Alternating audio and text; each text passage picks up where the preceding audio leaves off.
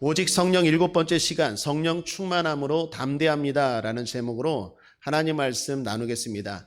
제 차가 구입한 지 16년, 약 25만 킬로를 탔습니다.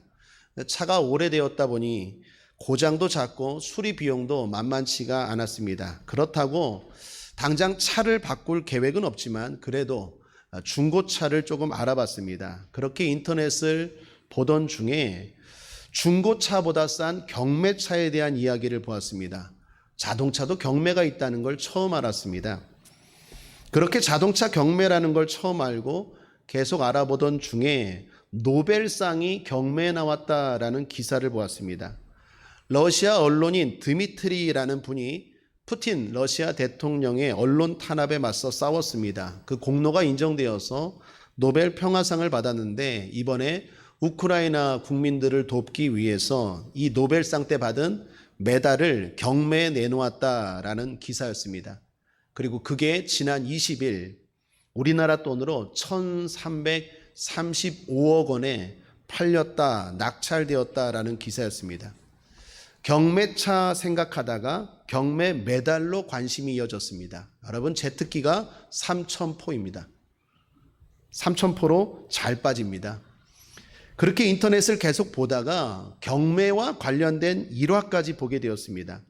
여러분, 세계에서 가장 비싼 그림이 뭔지 아십니까? 바우어의 초상이라는 그림이라고 합니다. 구스타프라는 분이 그렸는데 무려 1억 3,500만 달러 팔렸답니다. 스포츠용품에서 가장 비싼 최고의 금액은 뭘까요? 야구공입니다. 야구공. 1998년 미국 맥가이어라는 선수가 메이저리그 한 시즌에서 70홈런을 쳤는데 그 70홈런째 되는 그 야구공이 제일 비싸답니다. 이 공이 우리나라 돈으로 350억 원에 팔렸답니다. 야구공 하나가. 최고의 옷은 마릴린 먼로가 입은 드레스라고 합니다. 케네디 대통령 생일날 마릴린 먼로가 입은 드레스가 팔렸는데 경매에 나왔는데 126만 7,500달러에 팔렸다고 합니다. 최고로 비싼 옷이라고 합니다. 재미있는 것도 봤습니다. 머리카락 있죠? 머리카락, 여러분 머리카락은 얼마입니까? 유명한 가수 엘비스 프레슬리라는 유명한 가수의 전속 이발사가 엘비스 프레슬리 머리를 깎고 그걸 계속 버리지 않고 모아두었대요. 그래서 이걸 경매에 내놨는데 이 엘비스 프레슬리 머리카락이요, 무려 우리나라 돈 130억 원에 팔렸대요. 제가 오늘 아침에도 머리카락이 빠져서 고민인데 이거 모아둬서 누구 머리는 모아두면 130억 원에 팔렸대. 재밌지 않습니까? 제가 그걸 보면서 하나님의 깨달음이 왔어요. 동일한 물건도 누가 사용했느냐에 따라서 가치가 달라진다는 거죠. 여러분, 우리도 그렇습니다. 오늘 설교 메시지를 하나님이 주시더라고요. 예수 믿기 전과 예수 믿은 후 우리는 똑같은 것 같죠. 그런데 가치가 달라집니다. 왜 우리의 가치가 달라집니까? 바로 성령님 때문입니다. 오늘 본문 9절입니다. 함께 한번 읽어볼까요? 시작.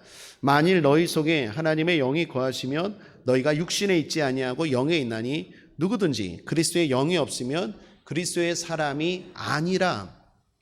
저와 여러분은 그리스도의 사람인 줄 믿습니다. 하나님의 자녀인 줄 믿습니다. 그렇다면 우리 안에 성령이 거하십니다. 성령이 거하시기 때문에 똑같은 것 같지만 가치가 달라집니다. 엄청난 가치가 부여됩니다. 똑같은 야구공, 똑같은 머리카락, 똑같은 옷, 똑같은 거지만 누가 사용하고 누가 지녔느냐에 따라서 그 가격과 가치가 달라지는 것처럼 성령이 우리 안에 거하기 때문에 이전에 나와 변화가 없지만 가치는 어마어마하게 달라졌습니다. 그래서 성령 충만하다는 것은 다른 말로 가치가 커진다라는 것과 같은 말이다라는 것입니다. 그렇다면 성령이 같이하면 어떤 가치가 생길까요? 오늘은 성령 시리즈 7번째로 담대합니다라는 제목으로 은혜를 나누겠습니다. 한번 따라 하실까요? 성령 충만함으로 담대합니다. 성령 충만하면 왜 성도가 그 인생이 담대해질까? 오늘 세 가지 이유를 근거로 여러분들과 말씀을 나누고자 합니다. 첫 번째는 인생에 대한 지혜가 생깁니다. 그래서 담대해집니다. 어디서 본 글입니다. 어느 목사님의 친구분 가운데 의사분이 있었답니다. 그분은 총각 시절에 집사도 하시면서 주일학교 교사까지 했었는데 의사가 되고 병원을 개업한 후로 교회를 안 나오는 게 다반사가 되었고 이제는 아예 안 나오게 되었다라는 이야기였어요. 친구가 목사님이니까 목사님이 찾아갔답니다. 그리고 의사인 친구에게 말했답니다. 교회 나오지, 옛날 신앙 회복하지. 그랬더니 친구분이 말하기를 조금만 기다려. 나도 예수 믿어. 그런데 내가 이번에 박사학위만 따면 나갈게. 그리고 시간이 지나서 얼마 뒤에 학위를 따더랍니다. 그런데도 안 나오더랍니다. 그래서 물었더니 이번에 자동차만 사면 자동차 타고 갈게 그러답니다. 그리고 얼마 뒤에 멋진 자동차를 사더랍니다. 그런데도 또 교회를 안 나오시더랍니다. 그래서 목사님이 물었더니 이번에는 내가 이번에 병원 건물을 짓고 있는데 그것만 짓고 나면 나갈게. 그리고 정말 밤낮 없이 열심히 돈을 벌어서 병원 건물을 하나 짓더랍니다. 그리고 나오겠지 했는데 또 안 나오더래요. 목사님 친구가 찾아갔더니 이번에 중요한 사업 프로젝트가 병원에 하나 있는데 이것만 끝나면 꼭 나갈게. 나가서 봉사도 하고 헌금도 빵빵하게 할게. 그러더랍니다. 그렇게 이 핑계 저 핑계 대면서 세월이 흘렀습니다. 그러다가 길가에서 우연히 그 친구분을 만났답니다. 그런데 얼굴이 이상하더래요. 헬스칸이 심상치 않아 보였습니다. 무슨 일이 있었느냐 물어봤더니 친구분이 말하기를 요즘 너무 과로하고 스트레스를 받아 그렇다라고 말하더랍니다. 그런가 보다라고 지나쳤는데 몇 달 후에 의사 친구분이 목사님께 전화가 왔더래요. 위암에 걸렸는데 말기란에 시간을 다투는 상황이라고 하는데 시간 되면 가능한 빨리 와서 기도 좀 해줄 수 없나? 목사님 친구분이 어떻게 해요? 달려갔대요. 그 목사님을 보고 의사분이 울면서 후회하시더랍니다. 그렇게 목사님이 간절히 기도해주고 다시 한번 주님 앞에 영접 기도를 올렸답니다. 그리고 얼마 후에 그분은 어떻게 되었을까요? 세상을 떠나셨대요. 큰 빌딩도 박사 학위도 병원도 통장에 많은 돈도 고스란히 남겨두고 떠났대요. 여러분, 이 의사 친구분의 문제가 뭡니까? 열심히 문제입니까? 열심히 사는 게 문제입니까? 그게 뭐가 문제겠습니까? 도덕적으로 문제입니까? 그게 뭐가 문제이겠습니까? 돈을 버는 것? 그게 뭐가 문제이겠습니까? 이분의 문제는 뭡니까? 더 중요한 것을 보지 못하는 게 문제죠. 그리고 인생에서 가장 중요한 그것을 빨리 선택하지 못하는 게 문제 아니겠습니까? 여러분, 우리도 그럴 수 있습니다. 성령님이 함께 하시지 않으면 당장에 눈에 보이는 것들에 우리의 마음을 빼앗길 수밖에 없어요. 그게 인간의 연약함입니다. 하나님은 우리 교회를 사랑하시는 것 같아요. 저를 사랑하는 것 같아요. 오늘 아침 7시 반쯤이었습니다. 카톡이 하나 왔습니다. 옛날에 알던 권사님인데 남편분이 제가 잘 아는 분입니다. 교회를 나오다가 요즘 안 나오는데 이 핑계 대고 저 핑계 대고 안 나오세요. 그래도 제 말은 잘 들었는데 제가 영종도로 오면서 신앙이 완전히 무너졌나 봅니다. 가끔 제가 전화하면 나갈게요 목사님, 다시 신앙생활 열심히 해야죠, 봉사해야죠, 그랬던 분인데 오늘 권사님의 카톡을 보니까 길게 왔어요.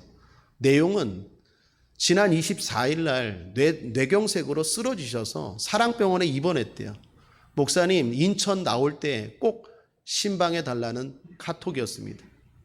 그분의 문제가 뭡니까? 빨리 결정하지 못하는 거예요. 나갈게, 할게. 그런데 이것만 해결되면.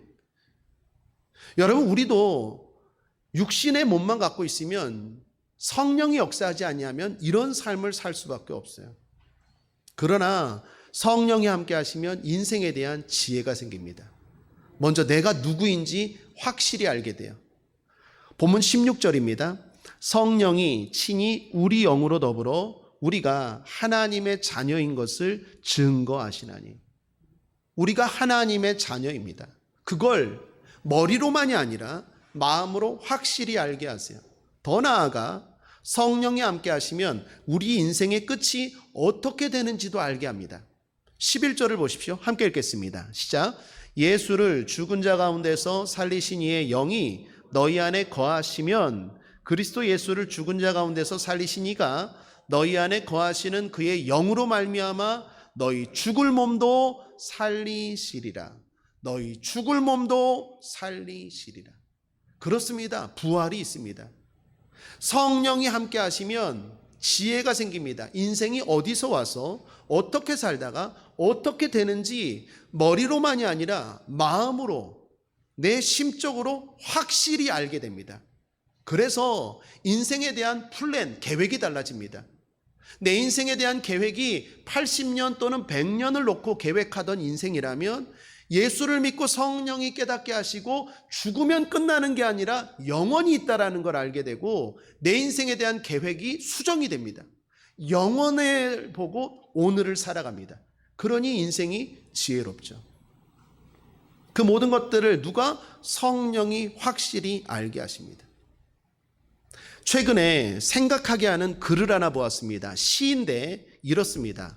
여러분 유인물에 기록했는데 한번 보시죠. 너무 잘하려 하지 말라 하네. 이미 살고 있음이 이긴 것이므로. 너무 슬퍼하지 말라 하네. 삶은 슬픔도 아름다운 기억으로 돌려주므로.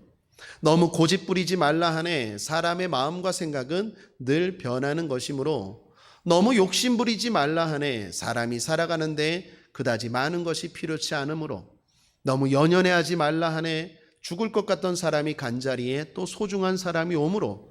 너무 미안해하지 말라 하네. 우리 모두는 누구나 실수하는 불완전한 존재이므로.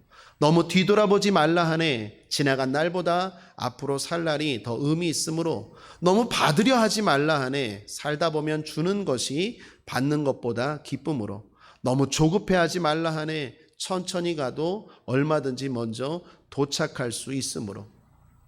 이 시를 지은 분은 지난 2월에 천국 가신 우리나라 최고의 지성인 이어령 박사님이십니다. 그분이 쓰신 나에게 이야기하기라는 시입니다.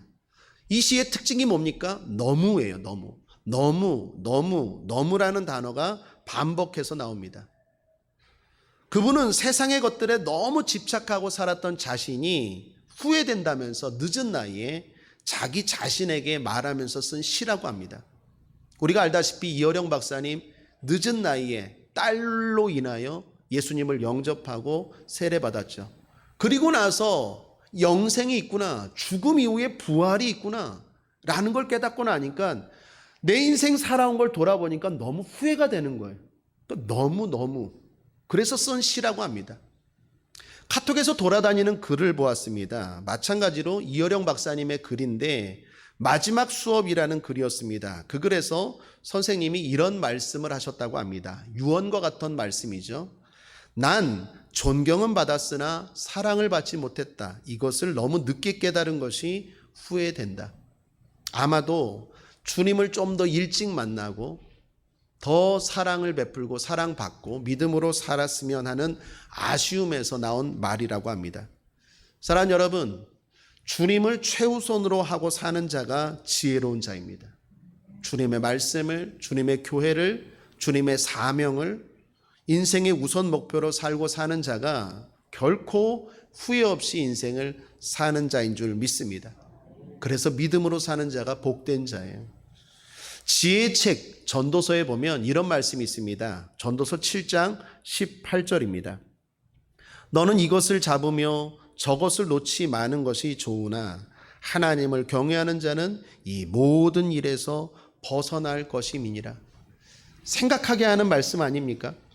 우리 인생에서 잡아야 할 것이 얼마나 많습니까? 이것도 잡아야 되고 저것도 챙겨야 되고 건강도 챙겨야 되고 돈도 챙겨야 되고 자녀도 잘 돼야 되고 이것도 시간은 부족하고 능력은 부족한데 이게 잡아야 될 게 얼마나 많습니까? 이것도 잡아야 되고 저것도 잡아야 되고 아까 그 의사분처럼 이것도 잡아야 되고 저것도 잡아야 되니까 정말 중요한 걸 놓치더라는 거예요. 그런데 하나님을 경외하고 성령 충만한 사람들은 이 모든 일에서 벗어남이니라. 그게 무슨 말입니까? 성령 충만한 믿음의 사람들은 다 가난하고 빌딩도 못 짓고 박사학위도 못 받고 그렇게 살라는 겁니까? 아니요. 인생의 핵심인 하나님을 잡으라는 거예요. 하나님을 잡으면 나머지 것들이 따라온다는 거예요. 근데 내가 잡으려고 하니까 늘 조급해요. 늘 불안해요. 늘 초조해요. 늘 쫓겨요. 쫓기는 인생을 살아요. 하나님을 잡으면 이 모든 일에서 벗어남이니라 하나님 아버지가 책임져 주십니다. 어린아이가 미국을 갑니다. 미국을 어떻게 갑니까? 여권도 만들어야 되고 비행기도 타야 되고 언어도 안 되고 해야 될 게 너무 많아요. 그런데 딱 하나만 하면 돼요. 뭡니까? 아빠 손 잡으면 돼요. 아빠 손 잡으면 아빠가 알아서 다 해결해서 결국 미국까지 가요.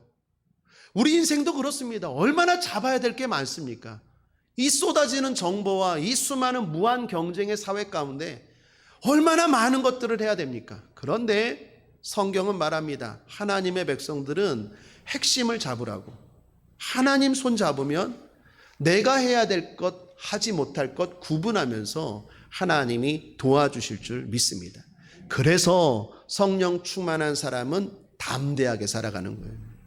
두 번째, 성령 충만하면 인도함의 은혜를 경험합니다. 그래서 담대해집니다.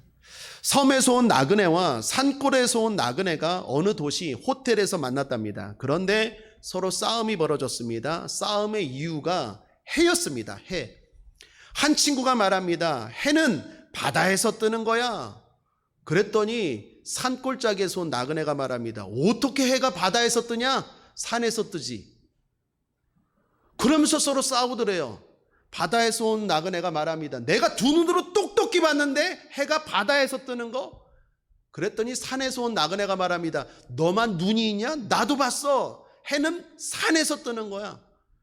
둘이 싸우는 걸 호텔 지배인이 보니까 한심한 거예요. 참 멍청하다. 그러면서 하는 말, 오늘 자고 나면 내일 어디서 뜨는지 알 거 아닙니까? 해는 우리 호텔 지붕에서 떠요. 여러분, 이게 뭘 말합니까? 사람들이 얼마나 자기중심적인지를 보여주는 거예요.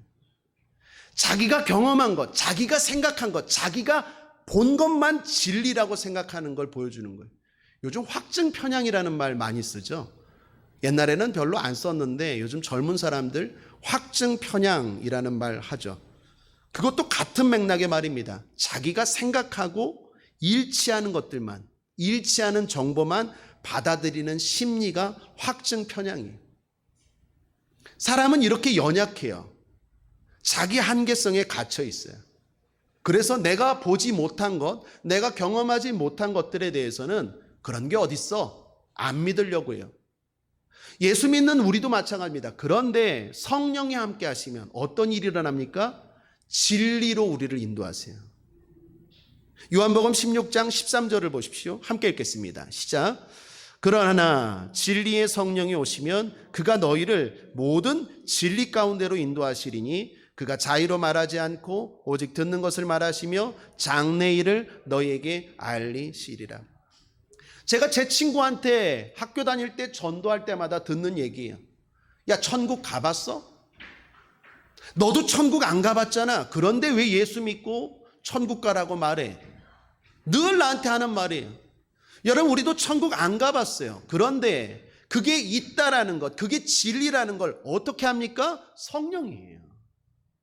성령이 우리의 한계를 뛰어넘어 진리를 알게 하시고 진리 가운데로 인도하시는 거예요. 내일 일을 우리도 모릅니다. 한치 앞을 우리도 몰라요.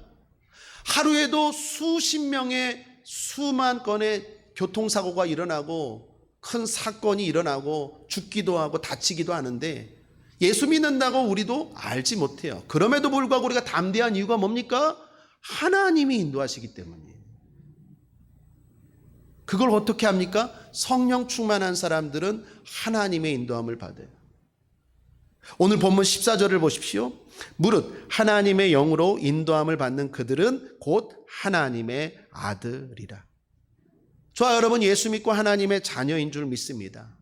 그래서 우리는 하나님에게 인도함을 구하고 인도함에 순종하고 자기 연약함을 인정하고 그분께 앞길을 맡기고 내가 경험하지 못했지만 나의 한계를 뛰어넘어 무엇이 진리고 무엇이 옳은지를 성령께서 우리로 하여금 인도하시고 그분의 인도함을 또한 받고 진리의 길을 계속 걸어가더라는 것입니다.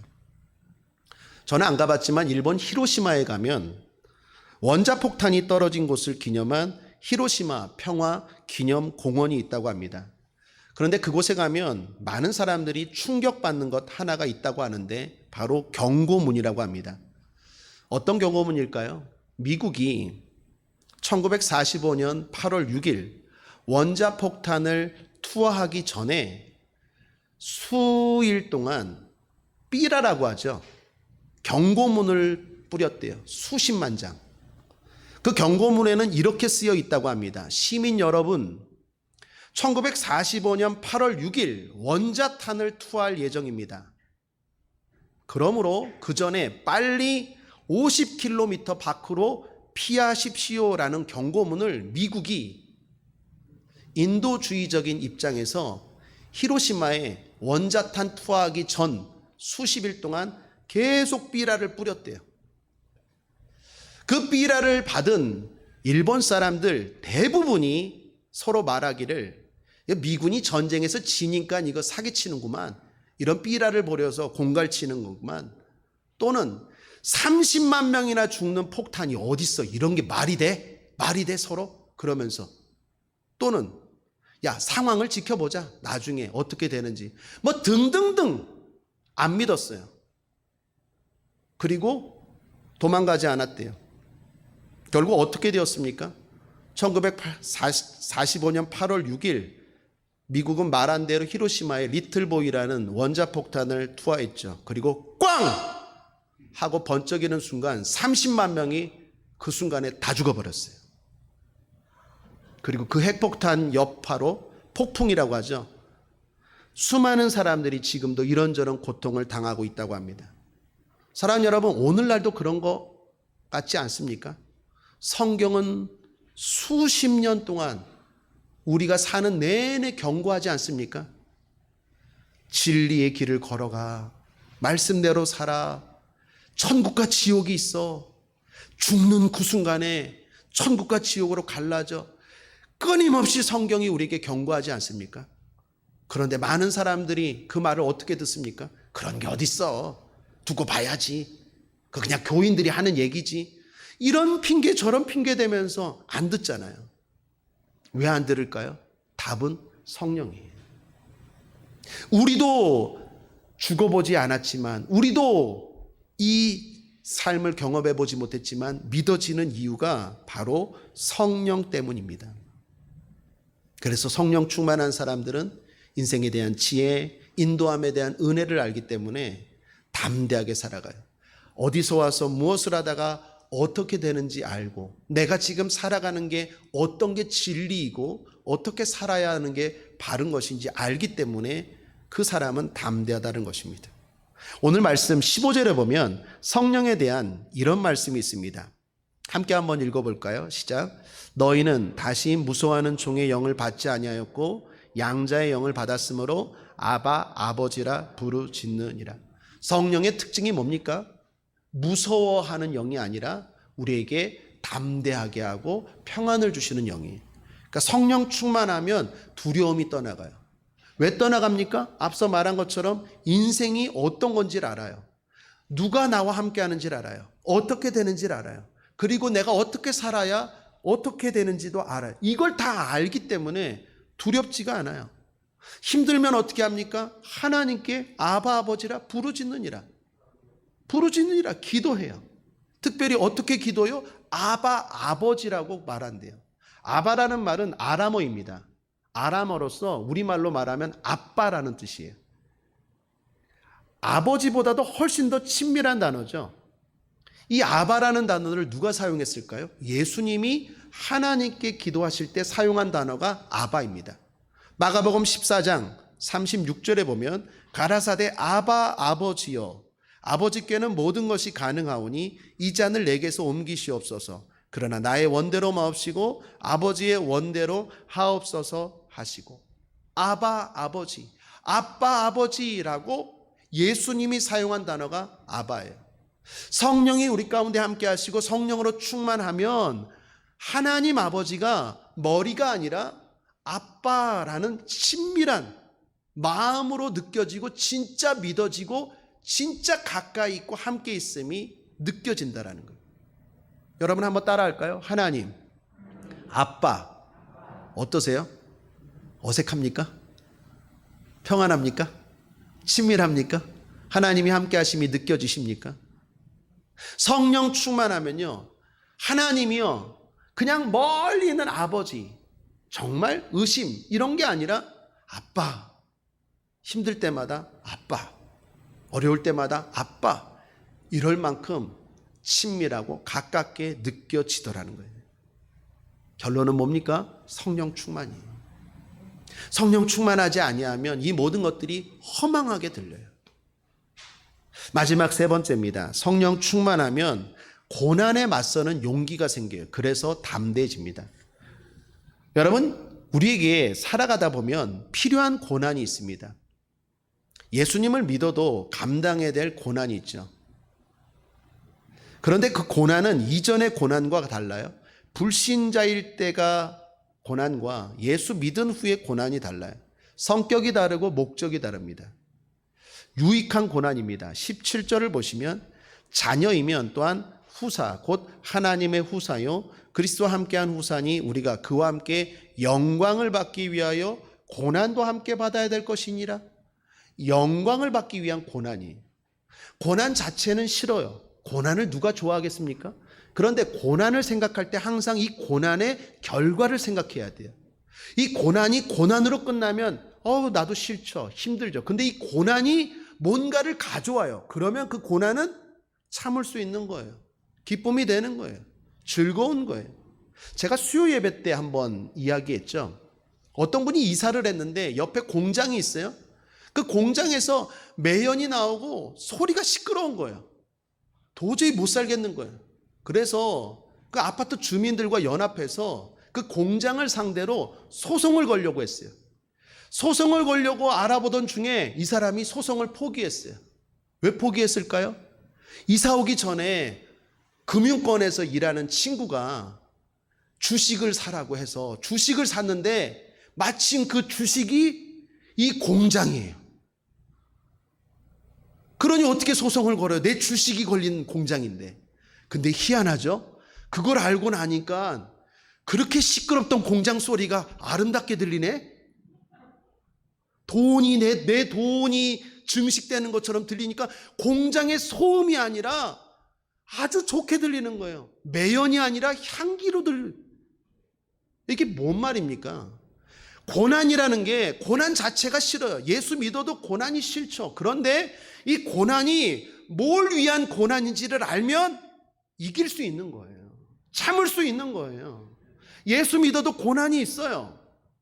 헌신해야 되고 봉사해야 되고 손해봐야 되고 고난이 있다니까요. 그런데 이 고난이 뭘 가져와는지를 생각하면 고난에 대한 해석이 달라져요. 고난에 대한 태도가 달라진다고요. 고난이 뭘 가져옵니까? 영광이라고 말하잖아요. 18절 함께 읽겠습니다. 시작. 생각건대 현재의 고난은 장차 우리에게 나타날 영광과 좋게 비교할 수 없도다. 그러니까 고난이 고난으로 느껴지지 않는 겁니다. 여러분, 이겨야 합니다. 아이가 걸음마를 배우려면 3,000번 넘어지는 고난이 있어야 한다고 하죠. 부모가 우리 아이를 어떻게 넘어지게 냈구나라고 생각하고 안 넘어지게 만들어버리면 그 아이는 평생 걸을 수가 없대요. 자꾸 넘어져야 힘이 생기고 그리고 자기 스스로 빨리 걸을 수 있다는 거예요. 살다 보면 우리 인생에 필요한 고난이 있어요.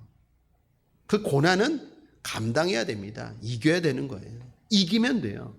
의학 관련된 글을 봤더니 모든 사람에게 매일 4,000개의 암세포가 생긴대요. 오늘도 여러분 몸에 지금 4,000개의 암세포가 생겼어요. 제 얘기가 아니라 의사들의 말입니다. 특별한 사람만이 아니라 모든 사람이 그렇대요. 근데 왜 내가 건강할까요? 이기기 때문이래요. 여러분, 이겨야 되는 게 있어요. 날마다 도망가고 숨고 피하는 게 아니라 이겨야 될 게 있어요. 그런데 성령 충만하면 성령이 필요한 고난, 유익한 고난, 이겨야 되는 고난을 감당하게 하시는 줄 믿습니다. 그래서 담대해지는 거예요.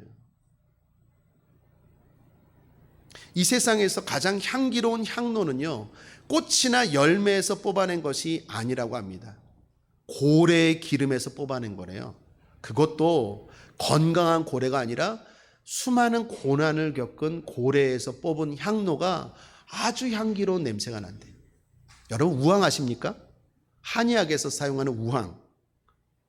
그 우황이 해열이나 진정, 강심제로 사용하는 우황도 건강한 소에서 추출되는 게 아니라 고난을 많이 겪은 소에게서 추출된 우황이 그렇게 좋대요. 우리 인생에 유익한 고난이 있고 필요한 고난이 있어요. 괴테가 말했나요? 눈물을 흘리면서 빵을 먹어보지 못한 사람은 인생의 참맛을 알 수 없다고.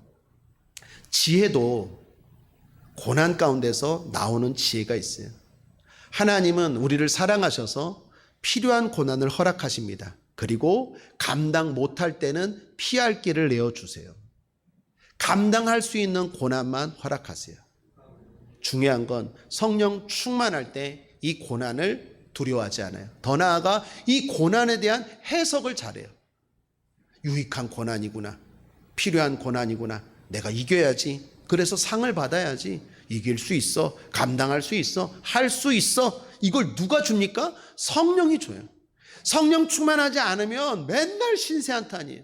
내가 예수를 믿는데 왜 이런 고난이 오는 거야? 왜 이렇게 힘든 거야? 왜 맨날 넘어져야 되는 거야? 이게 어떤 건지도 모르고 그냥 무작정 불평하고 원망하는 거예요. 성령 충만하면 분별이 생기고 지혜가 생기고 용기가 생겨서 감당할 수 있는 고난은 감당해 내버리다는 거예요. 저와 여러분이 그렇게 살 수 있게 되길 바랍니다. 결론입니다. 예수님을 믿으면 신분이 바뀝니다. 하나님의 자녀가 됩니다. 이건 확실해요. 앞서 9절에서도 말했듯이 만일 너희 속에 하나님의 영이 거하시면 너희가 육신에 있지 아니하고 영에 있나니. 무슨 말입니까? 이제 우리는 하나님의 자녀예요.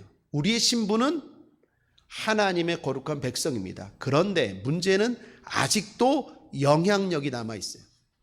여러분, 출애굽한 이스라엘 백성들을 생각해 보세요. 이스라엘 백성들이 애굽에서 출애굽했습니다. 애굽에서 노예였는데 출애굽함으로 말미암아 자유인이 되었어요. 그런데 문제는 뭡니까? 자꾸 노예의 습성이 남아있어요. 예전의 습성이 남아있어요. 그래서 자꾸 힘들면 불평하고 원망하고 옛날 이야기하면서 자꾸 돌아가려고 해요. 그게 출애굽기, 그게 구약의 이야기 아닙니까? 여러분, 오늘 우리도 마찬가지예요. 우리가 예수를 믿는 순간 이제 육에 있지 않고 영에 있어요. 하나님의 자녀예요. 자유인입니다. 담대하시길 바랍니다. 거룩한 천국 백성인 건 믿으시길 바랍니다. 문제는 뭡니까? 그런데도 불구하고 여전히 옛날의 습성이 남아있어서 자꾸 마귀의 종, 노예처럼 살아가려고 하는 거예요. 그러므로 결론입니다. 이기셔야 돼요. 12절 함께 읽겠습니다. 시작. 그러므로 형제들아, 우리가 빚진 자로 돼 육신에 져서 육신대로 살 것이 아니니라. 육신에게 지지 않게 되길 바랍니다. 마귀에게 지지 않게 되길 바랍니다. 우리는 하나님의 자녀입니다. 하나님이 함께 하십니다. 하나님이 도와주십니다. 하나님이 인도하십니다. 하나님이 보호하십니다. 감당할 수 없을 때는 감당할 수 있을 곳으로 피하게 하시고 감당할 수 있는 힘을 주십니다. 그러므로 결론은 뭡니까? 담대하게 사십시오. 더 구체적으로 말할까요? 믿음으로 성령 충만함으로 기도하면 문제가 해결됩니다. 질병이 치료됩니다. 말씀대로 능력이 나타납니다. 역사가 나타납니다. 귀신이 떠나갑니다. 마귀가 물러갑니다. 하나님이 도와주십니다. 내 믿음대로 될지어다. 믿으시길 바랍니다. 말씀을 정리합니다. 성령 충만하면 인생에 대한 지혜, 인도함의 은혜, 그리고 가치 있는 고난에 맞서는 용기가 생깁니다. 그래서 결론은 결국 담대해집니다. 성령 충만함으로 인생을 힘있고 담대하게 살아가는 저와 여러분 되시기를 주님의 이름으로 축원합니다. 예수 승리! 기도하겠습니다. 좋으신 하나님 아버지 감사합니다.